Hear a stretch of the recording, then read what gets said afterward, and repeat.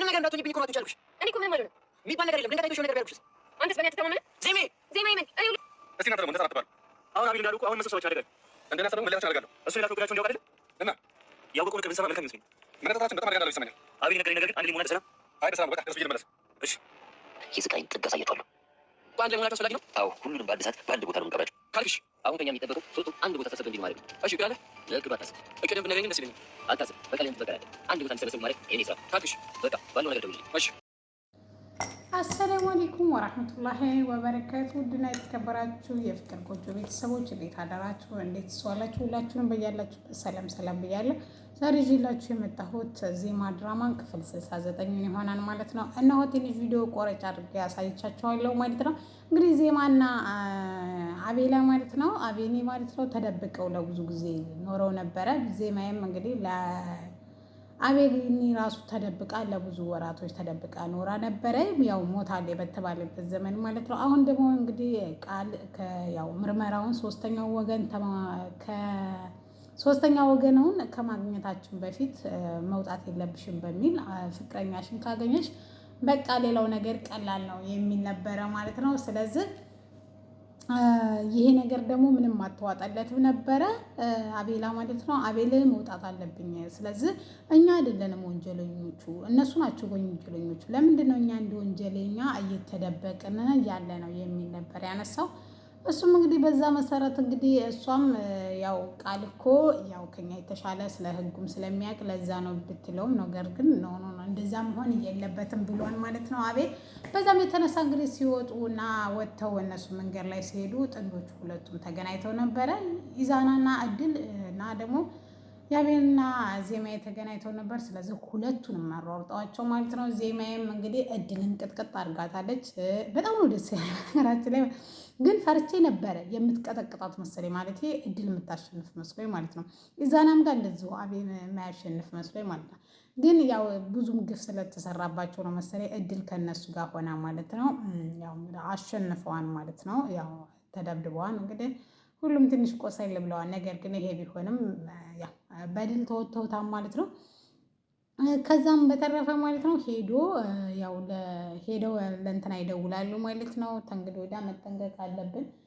የተበደለ ሰው ምን ሊያደርግ በምን ሰዓት ምን ሊያደርግ ሊችል ማሰብ በጣም ከባድ ነው። ስለዚህ ምን እናድርግ ብለው ሲስማሙ ማለት ነው ለቃል ይደውላሉ። ቃልም እንደዚህ ምን ሆናችሁ ነው ሲላቸውም የተፈጠረውን ከሀስካባ ይነግሩታል ማለት ነው። ለምን እናንተ እንደዛ አደረጋችሁ ሲሉ እኛ መንገድ ላይ አየናችሁ ይላል ማለት ነው።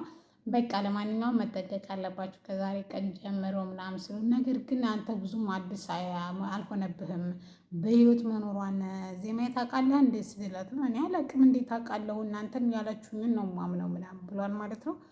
እንደዛ ከሆነ ኦኬ ብሎ እንግዲህ ያው ተቀብለውታል ማለት ነው። የእንትናስ ጉዳይ እንዴት ሆነ የሚለውን ደግሞ እንግዲህ አቤል ደግሞ እንግዲህ ናታንን ጋር ደውሏል ማለት ነው። ስለዚህ ሰፈር እንገናኝ ብሎ ሰፈር ይመጣል ማለት ነው። ሰፈር ናታን ሰፈር መጥቶ ያገኘዋን ምነው ጠፋህ? ስለ እህትህ ገዳዮች የምናወራበት ጊዜ ነው ይለዋል ማለት ነው። እሱ ምንድን ነው የምናወራው? ምን አዲስ ነገር አለ? አንድ እቅድ አለኝ ይለዋል ማለት ነው። እቅድ ምንድን ነው ሲለውን ሶስቱንም የተሰበሰቡበት ቃልንም ኢዛናና እድልን ለምን አንድ ቦታ ገለናቸው፣ ለምን አንድ ቦታ እንቀብራቸውም ይለዋል ማለት ነው። በጣም ጥሩ ሀሳብ ነው። በቃ ምንድን ነው እቅድህ ታዲያ ሲለውም እኔ ለሱ ቆንጆ እቅድ አግኝቻለሁ፣ ሰብሰብ ሲሉ ብትንትናቸው ማለት እንገላቸዋለን እዛው ይላል ማለት ነው። እሺ እንደዛ ከሆነ ብለው ማለት ነው እነሱም እንትን ይላሉ ማለት ነው። ያው እንግዲህ ይሄን የሰማውን ለቃል ደውሎ ጠፋ ምናምን ተባብለው ከዛ ቃል ይደውላል ማለት ነው። የሆነውን ነገር ሁሉ ሲነግረው አንድ ጉድጓድ ላይ ሊቀብራችሁ ናታን አስቧን ይላል። ኢዛና ግን አተዋጠለትም፣ ምክንያቱም ጓደኛው ነው አብሮት ያደገው ልጅ ነው ማለት ነው። ናታን በደንብ ነው የማውቀው፣ እንደዚህ ሊያስብ አይችልም፣ ሁላችንም ለየብቻችን ነው መግደል የሚፈልገው ሲልም እንግዲህ ይሄ ተባለ ብሏል። እድል ግን አምነዋለች ማለት ነው። ፖሊሱም እንደዛው አላመነውም ማለት ነው። እንዴት እንደዛ ሊያደርግ ይችላል? ይሄ ነገር ሸዋሸዋ ነቅተውበት ይሆን እንዴ ምናምን ሲለው ቢነቁበትማን ይገሉት ነበረ። ስለዚህ ስላልነቁበት ነው የሚል ነበረ።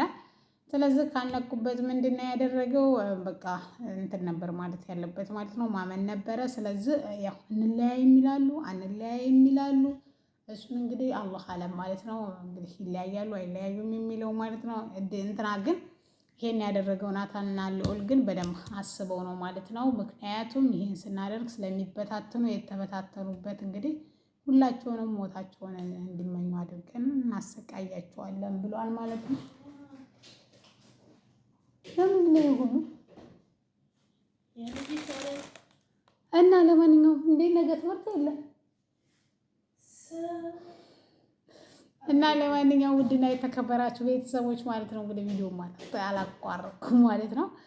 እና በዚህ መጥቷን ማለት ነው ናታን ይሄን ያደረገው እንትን ነው። ዜማዬ ደግሞ ስጠፋበት የሆነ ነገር አድርገዋት ይሆን እንደ እነዚህ ተንኮለኞች ብሎ ወንድሙ እንግዲህ እንዲደውል አድርጓል ማለት ነው። ወንድሙ ለዜማዬ ደውሎ ምን አለ አይናሽ ለምን ጠፋሽ እንዴት ነው ወዴት ነው ብሏል ማለት ነው።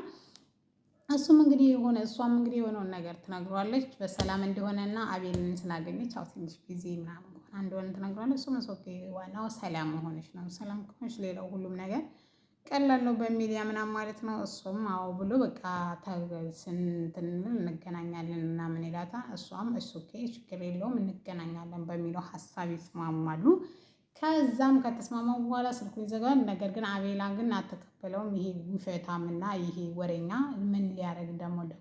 ምክንያቱም እንግዲህ ቃል ተብትቧቸዋል ማለት ነው። እሱም ሊገልሽ ይፈልጋል። ወንድሙ ጋር ተገናኝቷል። ወንድም ይህ ሁሉ መከራ የደረሰበት በአንቺ ምክንያት ነው በሚለው ስለሚያምን እንደዛ ነው ብሏል ማለት ነው። ወይኔ ሀያት አይኔን እያመመኝ ነው ደግሞ ማለት ነው። እና ጋይስ ማለት ነው ይሄን ይመስላል ለዛሬ የነበረው ማለት ነው። እኔ እንግዲህ እነ ናታን ምን ላይ ይደርሳሉ? ናታንና ልዑልስ የወንድማችን ማለት የደረሰባቸውን በቀል ይወጣሉ? አቤልስ አሁን አቤልዬ ቃል ግቢልኝ በማለት ማለት ነው ይሄን ነገር ሁሉ ይሄን መከራ ስቃይ ምናምን እኔ እንድጋፈጠው ኢዛናና እድልን እኔ እንድጋፈጠው ፍቀጅልኝ ብሎ በሱ ስም እንድትምል አድርጓታል። ነገር ግን እሷ ለእነዚህ ለአውሬዎች ፈጽሞ እንትን ማለት አሳልፌ ልሰጥህ አልችልም። እነሱ በጣም መጥፎ ናቸው። እነሱ እኮ መግደል ለማዳቸው ነው። እኛ ደግሞ ሰው ገለን አናውቅም። ስለዚህ እሱም የኛ ስነግባር አይደለም። ስለዚህ ይህን ነገር ላደርግልህ አልችልም።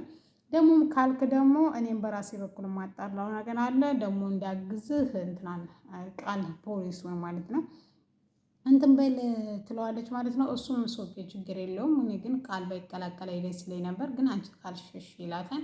ያው እሱ ባለችበት ስለተስማማ እሱ መስማማት ግዴታው ነበረ ማለት ነው። ስለዚህ ሀሳቧ ተስማምተው ጨርሰዋል ማለት ነው። ከዛም ባለፈ እንግዲህ ያው ትደውልለትና ለሆነ ጉዳይ እንደፈለገችው ምናምን ይነግሯታል ማለት ነው። አስፈላችሁ ምናምን ይላል ማለት ነው። ከዛም ሄዶ ከቢሮ እንደተደወለለት ምናምን አውርቷት እንትናል ማለት ልጅቷን አውርቶ ወደ ዜማዬን አውርቶ ይመለሳል ማለት ነው። ከዛም በኋላ ከተመለሰም በኋላ ምንም ሳያስነቃ መሄድ እንዳለበትና ቢሮ አዲስ ነገር ተፈጥሯን እያሉ ነው። ሄጄ ደግሞ የስራ ባህሪ ነው ምናምን ይላቸዋል ማለት ነው። በዛ ላይ ደግሞ ኑሃ ሞታለች ወይስ አልሞተችም የሚለው ሌላ ጥያቄ ሆኖባቸዋል ማለት ነው። ተንግዲህ ወደ ስቃይና መከራ እንግዲህ በቅቷቸው አቤልና ዜማዬ እውነቴን ነው ጥሩ ህይወት ይገባቸዋል። ያዳም እንግዲህ በፖሊሶች ተይዟል ወይም ታግቷል ማለት ነው። ነገር ግን የታገተበት ሶስተኛ ወገኑ መሆኑ ታውቆ ሳይሆን ያው በራሱ ነው ማለት የራሱ ተንኮል ነው እንጂ ማለት ፖሊሱ ነው እንጂ ያሰረው ማለት እነ ኢዛና ምናምን ማንም አልነገረውም ማለት ነው። ፖሊሱ ራሱ አሁን ራሱ እያወጣጣቸው ነው በእርግጥም ማለት ነው። ነገር ግን በጣም በቃ ከናታን ጋር ያለውን ልክ በደንብ በትክክለኛው እንትን ነው እየመራ ያለው ማለት ነው። ይሄ ደግሞ መሆንም የለበትም ሲጀመር ማለት ነው።